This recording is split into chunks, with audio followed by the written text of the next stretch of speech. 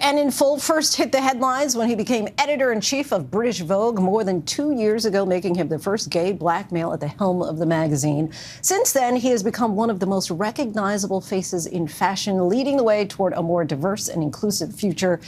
Edward opens up about his life in his new book, A Visible Man, a memoir, which chronicles his career rise and achievements within the fashion industry, from arriving in London as a refugee from Ghana to being a teenage model to becoming one of the most influential figures in fashion.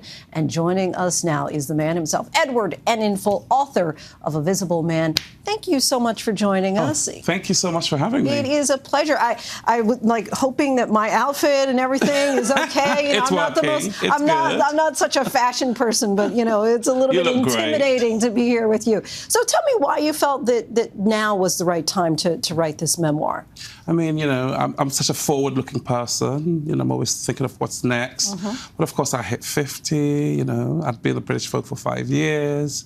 We were in a pandemic, so it felt like, okay, I've got a little time on my hands. And also, I really wanted to show the next generation that, when you see people like yourself, myself, there's a story behind it. We didn't just appear here. And this whole, just inclusivity really means a lot to me, and I wanted to talk about that as well in the book. And let's start out in Ghana. Your mom worked in fashion, and how that ultimately shaped your passion and love for the industry. I mean, my mother was a great seamstress, and she had an atelier with women coming in of all different shapes, sizes. I loved beauty from that age, beauty in all its forms. So that really shaped me. And then when we moved to London, I slowly I was discovered on the train, and then I started moving up in the fashion industry. And I'd always believed in diversity. I really believe that all women should be seen in the magazine. So that's really been at the backbone of my career. And you talk a lot about that idea of diversity and really working primarily in white spaces initially, and having this imposter syndrome. Yes. And you're right, and I just want to quote, you said, it was an ego boost for me and a relief to my colleagues that I could take so much on my shoulders, but it had an adverse effect on my mind and soul. Tell me about what that adverse effect was and how you ultimately overcame, or are perhaps even still overcoming, the imposter syndrome. Yes, I mean, I was on fashion director for ID magazine when I was 18 years old. And as you said, I came from a family of refugees. We arrived penniless. So it was instilled in me, work twice as hard, work 10 times as hard if you needed to.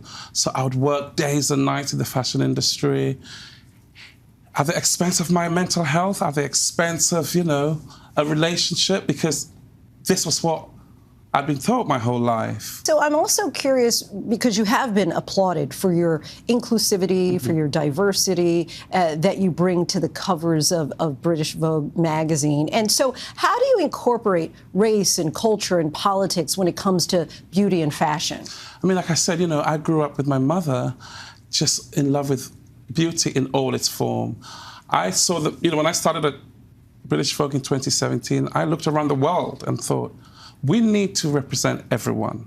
We need to represent women of all races, black women especially, women of all ages, women of all sizes, religions. So I've had, hijabs on the cover. I've really thought, we have to show the world as it is. And really, that's all I did, And I'm glad that the world received it so well. What do you think made the world finally ready to receive it? Because we're just talking about inside of the last decade, maybe even the last 5 years, that we're starting to see that kind of representation. I think, for so long, fashion had been so removed from the world. Fashion had been this exclusive sort of society. And when I said, all right, we're going to just change that. We're going to welcome all women. I wanted every woman to see themselves on the pages of Vogue. I always grew up with the line, if you can see it, you can be it.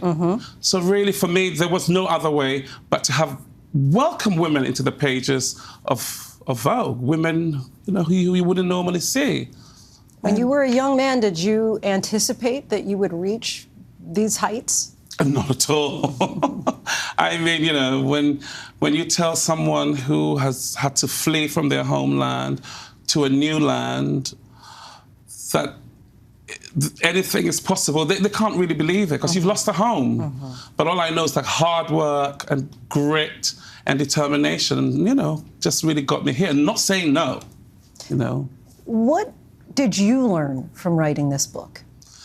What I learned from writing this book was that I was quite resilient, that I was quite fearless, but also that maybe I should have taken time for myself and more time for myself. But I was so young when I was working in the industry. And when you're that age, you just want to go, you know, you can't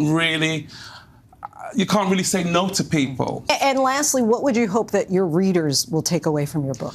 I just hope that people reading will know that, you can change an industry from within. For me, the book is for anybody who's suffering, who's dealing with mental issues, who's dealing with imposter syndrome, all women, that there's a way forward.